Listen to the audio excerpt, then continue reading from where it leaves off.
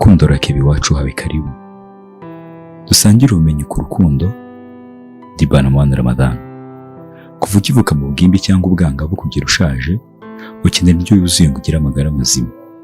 Niyo byabuze ujya ku isoko ngo urengere amagara. Abanyarwanda utiki akatari amagara ujya ku isoko, bari bataramenya ko oya birengagije ko nyuma yo kugira amagara mazima hari kidobya. Bivuze nabi. Umunezero ubyivangamo udashakirwa ku isoko. Fasha kumva nawe. Ndi kumva urukundo rwansuzisha. Rero urukundo nakugize iki?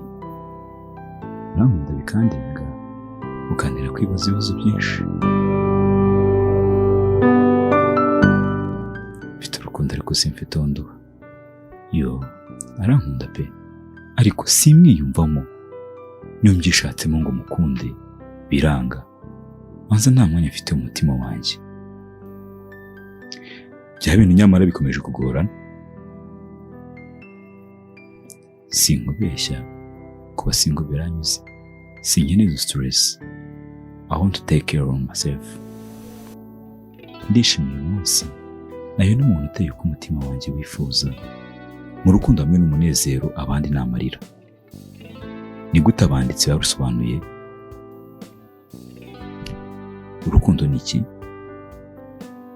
Ni urutonde rw'imitekerereze ikomeye kandi myiza y'amarangamutima n'ibitekerezo, uhereye ku mico myiza cyane cyangwa ingeso nziza, kugeza ku munezero cyangwa ibyishimo byoroheje. Love is a powerful, complex emotional experience that involves the changes in your body chemistry, including your neurotransmitters or brain chemicals. Urukundo ni ubunararibonye bukomeye bw'amarangamutima burimo impinduka mu byiyumviro by'umubiri wawe, harimo n'imisemburo y'ubwonko. Ibyiyumviro by'umubiri ni body chemistry. Imisemburo y'ubwonko neurotransmitters or brain chemical. Neurotransmitters or brain chemical ni iki? Ni imisemburo cyangwa ibinyabutabire biba mu bwonko bw'umuntu bimutera uko agomba kwiyumva cyangwa kwitwara. Rakara, ishime, kunda cyangwa anga. Yendura bibanirira mu buryo butandukanye, bigira ingaruka ku buryo uhuza n'abandi bagukikije. Nibiki bituma wisanga mu rukundo. Umwanzi w'umunyafurika n'umunyafurika mugenzi we. Icyo mvuze ni twe ubwacu, umuntu ku giti cye. Kureba, kumva no kuba ufite umubiri. Kureba ngo iki? Ukimara kumbona cyangwa kikureba niho byatangiriye. Kumvaho. Ucyumva cyangwa kivuga iryo jwi byabaye akazarwubaka. Naho se kuba ufite umubiri. Ibyo ntacyo mbivuzeho. Nushaka kumenya icyo nendaga kubivugaho, kora kukunda cyangwa gukoreho, maze umbwire muri comment. Urukundo nyakuri se rwo ni iki? Urukundo nyakuri ni umurongo ukubiyemo gusobanukirwa indangagaciro shingiro, imyizerere n'imitekerereze cyangwa se intego z'ubuzima.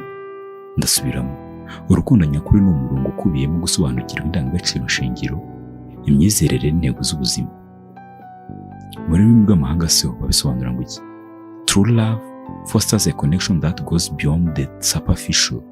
It's a bond that often involves understanding each other's core values, beliefs and life goals. Ariko mu by'ukuri bivuze iki? Wabwirwa n'iki ko wabonye ruwa nyawe, cyangwa umukundana karuwa nyawe, cyangwa ubana karuwa nyawe? Cyangwa ni gute wajya mu rukundo z'ibintu ugiyemo? N'ibiki biranga urukundo nyarwo? True love goes beyond the grand gestures and poetic words found in literature. It's not just about fireworks and sparks. It's about the genuine connection, respect, trust and understanding. Urukundo nyarwo rurenze ibimenyetso bikomeye n'amagambo y'ibisiga aboneka mu buvanganzo. Ntabwo ari bijyanye na fireworks, gutegurana iminsi mikuru y'amavuko cyangwa se Valentine. Ahubwo bijyanye no guhuza k'ukuri, kubahana, kwizerana, gusobanukirwana, yewe no kugirana ubucuti. Mu gihe buri sano n'isano bizatandukana, nibe bimwe mu by'ingenzi biranga urukundo nyarwo bitazatandukana. kubahana, ihuza ryimbitse, kwamuzuzanya, kwizera no kuba inyangamugayo, kubabarana no kubabarirana, inkunga itagabanijwe, kwemeza no guhindura, gukura muri rusange no kwakirana. Reka tubivuge. Kubahana bivuze iki mu rukundo? Mu rukundo nyarwo abafatanyabikorwa bombi bamenya kandi baha agaciro buri wese ku giti cye, ibitekerezo n'amarangamutima yabo, bategana amatwi nta rubanza bacirana, bagaragazanya ko batekereza ku byo buri wese akeneye. Kubaha mu rukundo nyarwo bisobanura gufatana neza n'icyubahiro mugenzi wawe, ndetse no mu gihe mutari kumvikana. Ihuza ryimbitse ni umurongo akenshi wo gusobanukirwa indangagaciro shingiro, imyizerere n'intego z'ubuzima. Iri sano ritera kumva ubusabane, aho abafatanyabikorwa bombi bumva ko bari mu ikipe imwe, basenyera umugozi umwe. Kwizera no kuba inyangamugayo. Icyizere ni igitereko cy'urukundo nyarwo. Bisobanura kwizera ubunyangamugayo no kwizera imigambi ya buri wese. Kuba inyangamugayo bikomeza iki cyizere. Kuba umunyakuri hagati ya buri wese bishimangira ubumwe, nubwo ukuri kugoye guhura nabyo rimwe na rimwe. Kubera ijambo imitoma ryabaye inkingi ya mwamba mu bigize urukundo, kubabarana no kubabarirana. Kubabana no kubabarirana. Kubabana no kubabarirana ni ubushobozi bwo gusobanukirwa byimazeyo ibyiyumvo cyangwa uko mwiyumvana. Mu rukundo nyarwo abafatanyabikorwa bagerageza kumva uko buri wese abona ibintu, ibyumvo bya buri umwe n'ibikenewe, inkunga yo kugirana impuhwe. Kubabarana no kubabarirana bifasha abafatanyabikorwa kwihangana no kwihanganirana, inkunga itagabanijwe. Urukundo nyarwo rusobanura guhagararana iruhande, haba mu butsinzi cyangwa gutsindwa, umunezero cyangwa akababaro. Abafatanyabikorwa mu rukundo nyarwo bashyigikirana mu rwego rwo hejuru cyangwa ruto, nta bisabwa cyangwa kwisubiraho. Uzumva bamwe bavuga nti ndicuza kuba narakundanye na runaka, cyangwa kuba narabanye nawe. Ngo amahitamo mabi nakoze n'igihe nemeraga kubana nawe, n'igihe nemeraga gukundana nawe. Wonyumva ntibizakubeho, nabyo nakubaye ufite ubushobozi bwo kubihindura. Ndagusobanurira impamvu. Reka twikomereze mu kwemeza no guhindura. Kwemeza ni amahitamo yumvikana yo kuguma hamwe no gutuma umubano ukora, ndetse no mu bihe bitoroshye. Ntabwo ari ubudahemuka gusa, ni ibijyanye no gushora mu bikorwa by'imibanire no kwiteza imbere. Urukundo nyarwo akenshi rutera inkunga mu gukura no kwiteza imbere. Abafatanyabikorwa mu mibanire y'urukundo bashishikarizanya kuba abantu beza, bashyigikirana ibyifuzo byabo kandi bafashanya kugera ku byo buri wese ashoboye. No kwakira. Kwakira bisobanura guhobera inenge n'ubusembwa ukunda afite atahindura.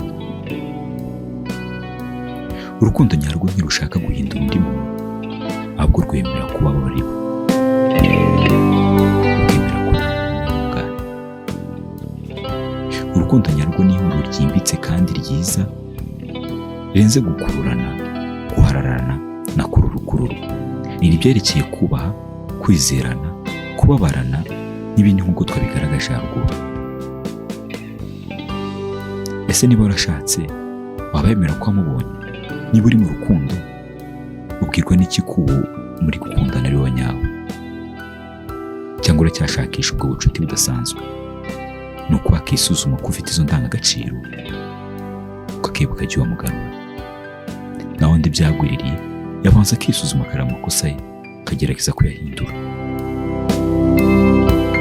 Kuko twizera mu mpinduka, cyane cyane mu bikorwa. Reka twivugire ku bushakashatsi bwakozwe ku rukundo. Abashakashatsi, ubushakashatsi bwabo n'iki bagezeho? Hakozwe bwinshi, reka twibande ku bwakozwe mu mwaka w'2011. Ubushakashatsi bwakozwe mu mwaka w'2011 bwakorewe muri kaminuza ya Stony Brook muri leta ya New York, bwerekanye ko bishoboka gusara mu rukundo n'umuntu nyuma y'imyaka myinshi bashakanye.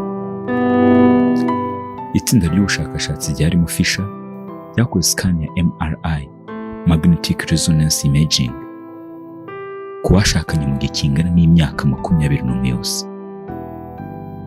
Basanze ubukana bumwe bw'ibikorwa mu duce dukungahaye kuri dopamine y'ubwonko, dopamine, nk'uko bisanze mu bwonko bw'abashakanye bari bashya mu rukundo. Ubushakashatsi bwakomeje kugaragaza ko umunezero w'urukundo ushobora kugumaho mu gihe ubwoba bwatakaye. Ubwoba butakara gute? Kwa kundi ukivuga ngo ntiyanca inyuma bitewe n'igihe wamaranye, ntiyanyanga bitewe n'ibyo mwubakanye, bitewe n'ibihe mwaciyemo. Iyo umaze gutakaza ubwo bwoba, ni urukundo rwanyu rwiyongera, n'urukundo rw'abashakanye rwiyongera. Ubundi bushakashatsi bwavuze ko byibuze wemera kuba washakana n'umuntu umara imyaka 2 mukundanye, ugisuzuma intege ze, ugisuzuma ko wabasha kumwihanganira, ko imbabazi wamugirira zirengeje urukundo mukunda. Reka turebe itsinda ryarimo Schwartz yarageze ku ki. Bamaze gukora ubushakashatsi, Schwartz yagize ati, ubushakashatsi ku rukundo ku nshuro ya mbere bwemeje ko abavuga ko bakundana bamaranye hagati y'imyaka 10 na 30 b'abantu bataba babeshya. Naho kuba bari urukundo bivuze ngo iki? Bari urukundo rudasanzwe bushobora kuba impamo. Kandi ubushakashatsi bwerekana ko ubwonko bwakira kwangwa mu buryo bumwe n'ububabare bw'umubiri. Gukunda umuntu cyane bishobora gutera uburwayi ku mubiri, gutera ku mutima cyane, kandi bishobora gutera gukenera guhora ukora ku mukunzi wawe. Ikaze wacu urukundo rukera. Dibana Mwana Ramadan, turabakunda. Aha twavuga ku bushakashatsi bwakozwe ku rukundo, aho ushobora kuba ufite ikindi kintu utekereza ko twakora ubushakashatsi tukazakikugezaho. Ibyo bitubwira muri comment. Ikaze wacu urukundo rukera.